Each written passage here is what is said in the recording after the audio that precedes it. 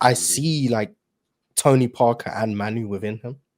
Like I see flashes, and it's like, oh look, this guy he gets to the paint whenever he wants. San Antonio Spurs played against the New Orleans Pelicans, and there were two guys that happened to be in their first year in the NBA that played the best for both teams. Starting with the Spurs, Dylan Harper, the number 2 overall pick, had 22 points, 3 rebounds, 6 assists, and he also happened to make the game-winning layup.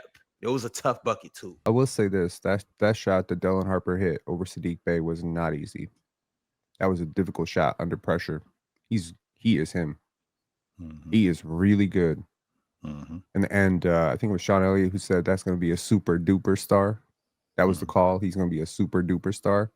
Yo, you could add an extra duper to that. He's great. Do you think that, in your estimation, Penn, in terms of the pantheon of point guards, when we get to year 4, year 5, how do you think we're going to be talking about Dylan Harper? I think you're going to be talking about him the way you thought you'd be talking about Cade in 2021. And Cade, what does that mean? I think we're in year 4. I think we're in year 4 right now. Hold on, chill. Yeah, we got to figure out how were we talking about Cade Cunningham. Can Mars, would you like to give us revisionist history? How was Cade being spoke of in 2021? You know, I don't have the sharpest memory. Me and the chat. In my opinion, but Penn probably knows better since he knows we're going to be talking about. Well, he thinks that Dylan Harper is going to be spoken about. Similarly, Cade was seen as a generational guard prospect at the time, from what I know.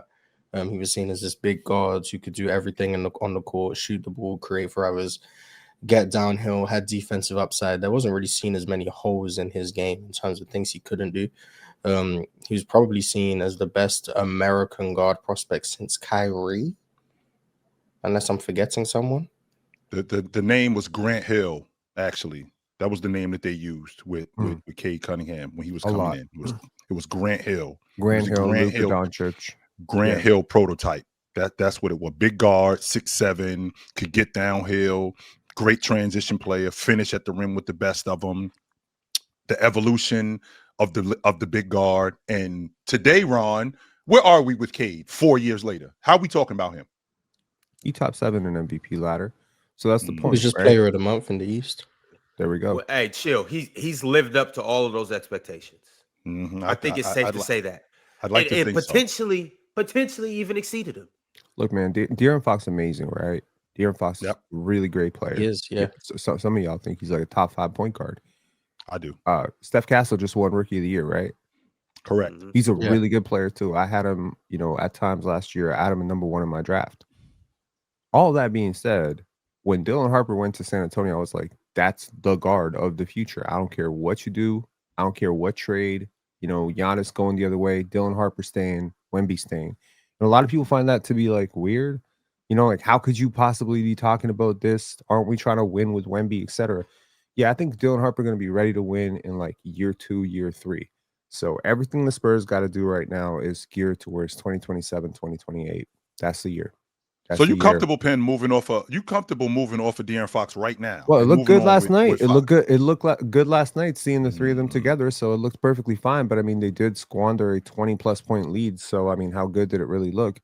That doesn't really hold a lot of weight with me, Penn. The reason why that doesn't hold weight the priorities is what I'm talking about, right? Like sure. they always say, like, what's the priority? What's the priorities, right? A priori is a priority. People who got priorities don't know what their priorities are. It's a priority, one. Mm-hmm. And the priority is Wemby.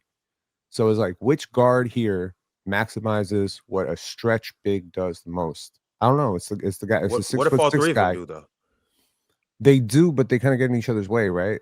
Because none of them necessarily project to be like the greatest shooters. Dylan Harper can shoot. De'Aaron has off the dribble. De'Aaron can shoot. Dylan's greatest strength, like honestly, at times he's reminded me of Manu Ginobili. It's very rare for me to look at a team, be like, Dylan Harper's out, they're probably going to struggle tonight. That's weird. But when he was out, I was like, they're probably going to lose a lot of games without him. He impacts winning right away. Most rookies don't. And last year he was at Rutgers, and people were like, we don't really get to see him whether he's winning or not winning. So the context was very much like, you got to project what this is going to look like with better talent. And how many games did they lose without him? Yeah. I really don't remember. They But was rolling. I think they were 6-1. Yeah, they didn't lose, but the idea that Yeah. he thought they might. They were rolling.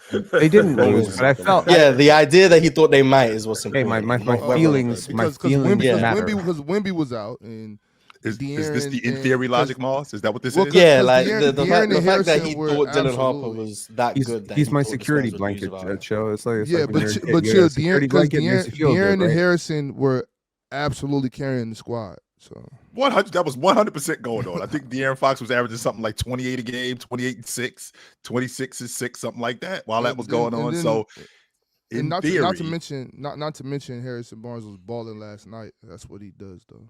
Shout out to the Black Falcon. So they Yeah, lost 4 games definitely shout out without to Black Dylan Harper. So just to confirm, they lost 4 games. They lost against Dallas. They lost against Golden State twice. I'm talking about since Wemby's been gone and Foxy's been back.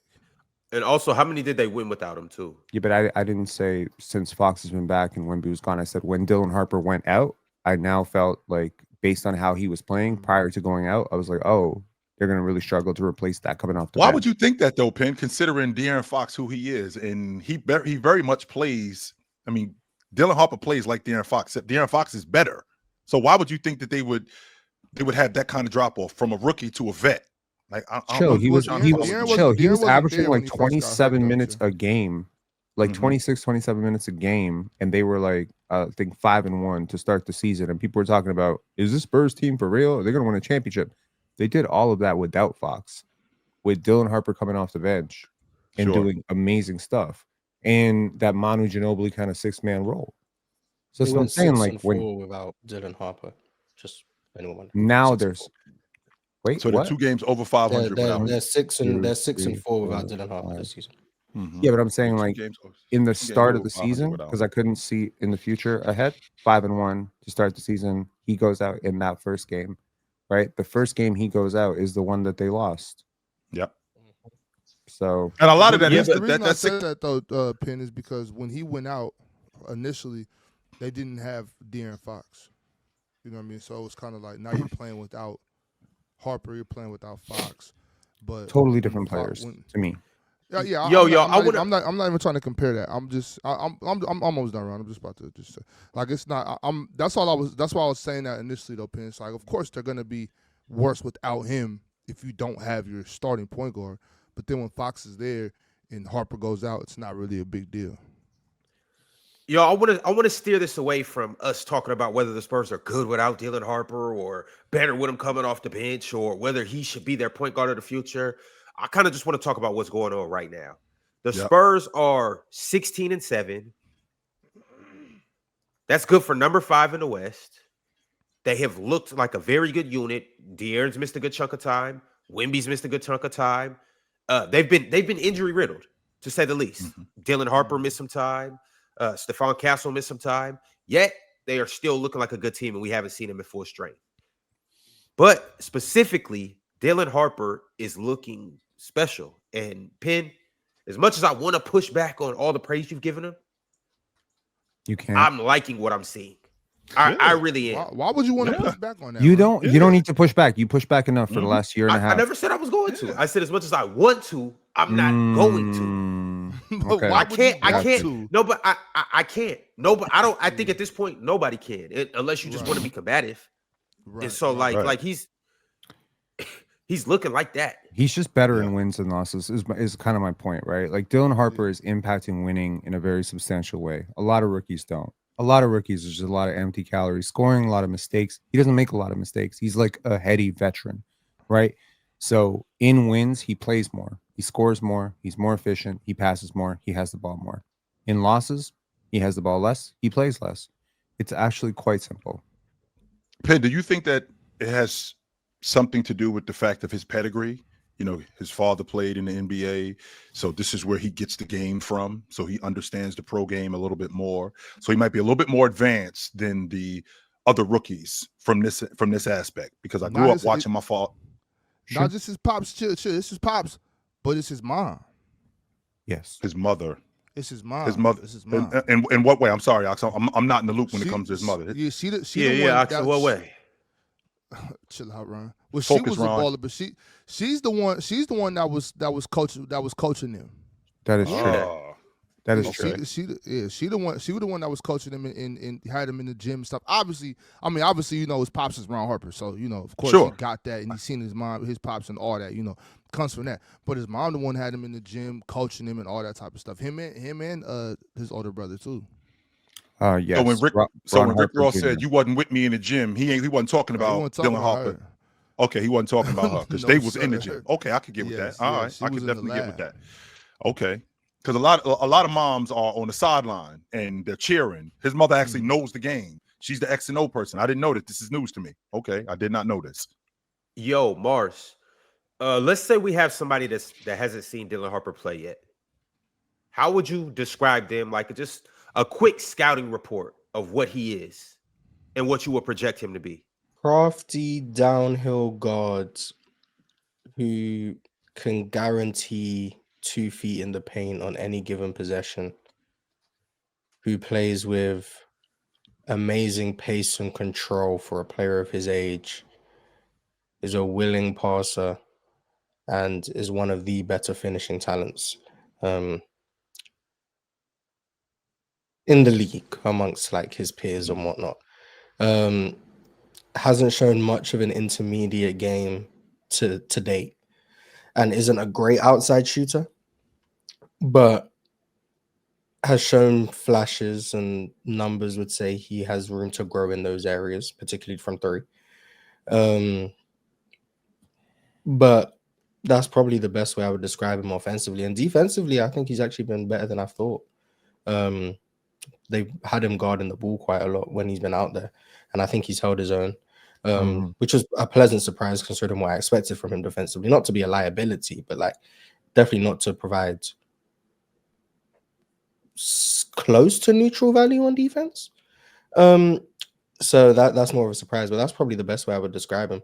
It's interesting. Penn compared him to Manu. It's like I see like, and I know he's on the Spurs, so I guess it's an easy parallel. But like I see like Tony Parker and Manu within him. Like I see flashes, and it's like, oh look, this guy he gets to the paint whenever he wants. Oh, Tony Parker, this guy, he has extremely creative movement patterns in order to get into the paint. Oh look, Manu Ginobili. But maybe that's me just making the comparison because he's a Spur, which I could understand. But I think, in my opinion, when he's played, I think he's probably been he's been one of the top 2 rookies in my opinion, just as a player. So that number two's he's living up to that number 2. Who's number 1? Yeah, to me it's Coop, but okay, he's been really good. Interesting. I can't wait till probably around All-Star break. We'll do a redraft. I don't want to do it too early. I want to let these guys get their feet under them. I want to make sure we see some more. Nah, Ron, let's But do it right now. Con Knipple, number 1. Let's do it. I'm just kidding. I promise. I'm just joking. I have a different number 1 than all of you guys. Hey, Of course Ox. you do. Derek Queen. Hanson Yang. Good- you know, hey, you good know, job, you know Derek. where he's going. You It know where can't he's be going. Yang. It can't be. He going Yang Yeah, number 1, man. bro. He's It doubling down, can't be. tripling down, I don't even know if quadrupling Yang's down. ever had a good game. Like it can't be. Mars, Ever it's not that. It's in not the that. NBA. Player of the year. It's the CBA. aura, Mars. Similar to how you felt about Jalen Green, but we don't need to get into that. I wanna bring it back to Dylan Harper right quick. With Dylan Harper, Mars, you highlighted something that like stuck out to me. You said he gets 2 feet in the key whenever he wants to. I'm not gonna lie. And part of it is, those guys where it's like almost kind of Brandon Roy-like, where it looks like they're moving slow and it looks like they're not athletic, but they are. He kind of got that to him where he just moves so fluid and so smooth. It doesn't seem like he's as fast as he is. But after you keep watching, nobody can stay in front of him. And it's like, this isn't by accident. Yeah, and he's big too. Yeah.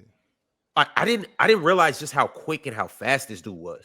Yeah. When I watch guys, Mars, when I watch guys get downhill, the thing that I pay attention to is how you cut off angles to not allow the defense to recover. And Dylan Harper is really good at that. So when he gets by you with the weak, not with the strong hand, but with the weak hand, when he gets by you, he closes that gap for your ability to recover so good. And what I keep forgetting is he's 6'5". I didn't know he was that big. I'm thinking this dude is like 6'1", 6'2". He's 6'5". So Penn, when he closes that gap And on top of him being that big, he's really physical as a guard, which I really dig, right? Really physical as a guard. He closes that gap. He makes it difficult for you to recover. So now you in a space where you have to foul. Either you have to foul or you're funneling him into the big, who sometimes isn't even there because he can't recover because Dylan Harper has gotten to the rim so quickly. You know who it reminds me of, Ox? Foxy. That's who he remind me of. I'm sorry, the dude that's already on their crew. But, I mean, who am I? What do I know? I don't know much. It's the panel. Religion get built on cam. With a check, throw smoke, and the host go ham. You ain't never seen hoops all hit the raw. Every take got weight, every night we drop. This that barbershop. Courtside, worldwide tone. Welcome to the only show that really feel like numbers jumping like the score.